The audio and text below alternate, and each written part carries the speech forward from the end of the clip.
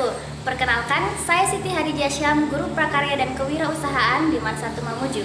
Untuk aktualisasi ini, judul yang saya angkat yaitu pemanfaatan self-recorder sebagai media evaluasi pembelajaran daring, prakarya dan kewirausahaan di Mansatu Mamuju. Perkenalkan, nama saya Aldiansyah. Saya Aura Asara Aswur. Saya Chandra Nurul Wijaya. Saya Dede Besardansyah. Saya Ibrahim Hasanuddin. Saya Nurnaningsih. Saya Puja Stuti.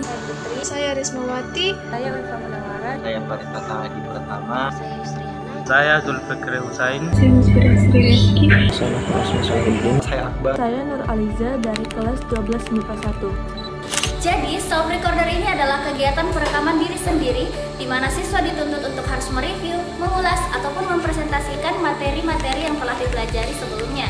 Manfaatnya, yang pertama adalah untuk meningkatkan kepercayaan diri siswa, yang kedua adalah untuk melatih skill komunikasi atau public speaking, yang ketiga adalah tersedianya bahan pembelajaran prakarya dan kewirausahaan di platform YouTube. Untuk mengetahui bagaimana hasil media evaluasi self-recorder ini, mari kita lihat video berikut ini. Saya akan memaparkan materi mengenai perencanaan usaha kerajinan untuk pasar global. Dalam wirausaha terdapat 3 tahapan.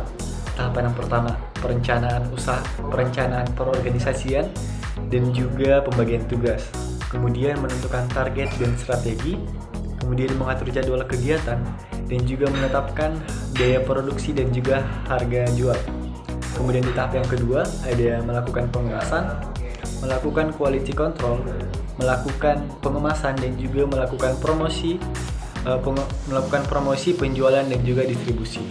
Di tahap yang ketiga ada evaluasi kinerja dan keuangan, kemudian juga menyusun laporan evaluasi. Pada prinsipnya, pasar terjadi karena adanya permintaan dari si pembeli dan penawaran dari si penjual. Potensi tersebut dapat dibedakan menjadi 2, permintaan pendekatan dan permintaan penawaran. Nah, apa yang dimaksud dengan permintaan?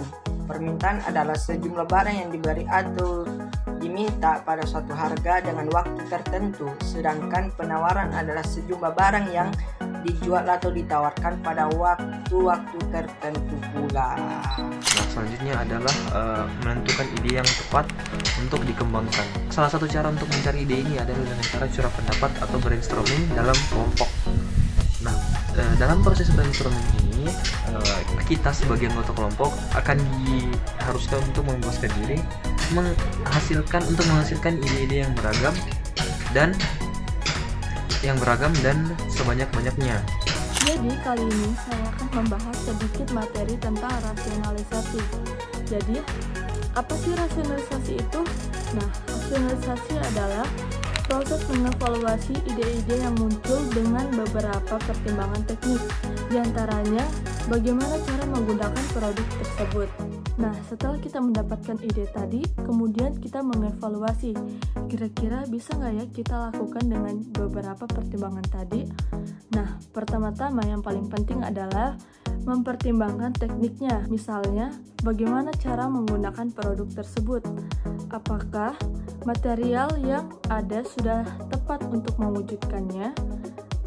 Ya, seperti bahan baku yang ada di sekitar kita ini, kira-kira mendukung nggak ya untuk melakukan produksi yang kita buat? Kemudian, apakah memungkinkan diproduksi dengan teknik produksi yang ada pada saat ini? Juga bagaimana porsi dan ukuran yang sesuai agar mudah digunakan oleh manusia, dan pertanyaan-pertanyaan lainnya. Terakhir, pilih ide-ide dan potensial yang kamu anggap baik untuk membuat produk kerajinan pasar lokal, dan kembangkan ide-ide ini dengan rasional, lalu tuangkan ke dalam sketsa-sketsa selanjutnya. Apa sih prototyping atau membuat study model? Jadi, prototyping atau membuat study model adalah suatu bentuk model atau sampel awal dari suatu produk yang dibuat dengan tujuan menguji konsep atau proses yang kemudian akan dipelajari dan ditiru. Saya akan menjelaskan tentang media promosi kerajinan untuk pasar global. Jadi dalam materi tersebut ini terbagi menjadi 3 tahap. yaitu yang pertama adalah pembentukan organisasi dan pembagian tugas, yang kedua itu menetapkan target dan strategi, yang ketiga itu membuat jadwal kegiatan, dan yang keempat itu menetapkan biaya produksi dan harga jual, pembiayaan, serta alur keuangan. Nah, promosi merupakan salah satu bentuk strategi pemasaran. Kesuksesan suatu produk di pasaran tidak selalu ditentukan oleh kualitas produk dan harga yang tepat, melainkan juga tempat penjualan dan cara promosi. Kegiatan dan media promosi bergantung dari pasar sasaran yang merupakan target dari promosi tersebut dan tempat penjualan produk dilakukan. Pertama-tama kita harus tahu dulu apa itu iklan. Iklan berasal dari bahasa Latin adverter, yang artinya memindahkan atau mengalihkan pikiran dan gagasan kepada pihak lain.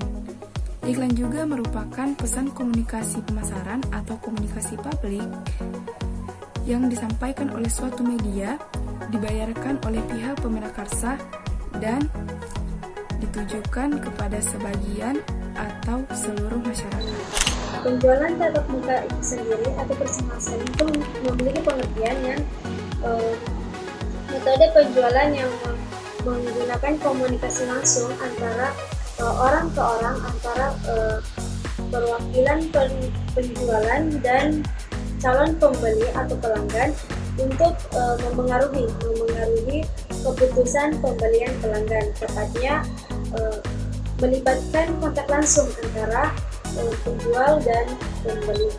Umumnya, promosi penjualan atau sales promotion berlangsung sementara, ditujukan untuk menaikkan angka minat pembeli atau konsumen terhadap produk dan dilakukan pada waktu atau momen tertentu saja. Promosi penjualan merupakan program dan penawaran khusus dalam jangka waktu pendek yang dirancang untuk konsumen.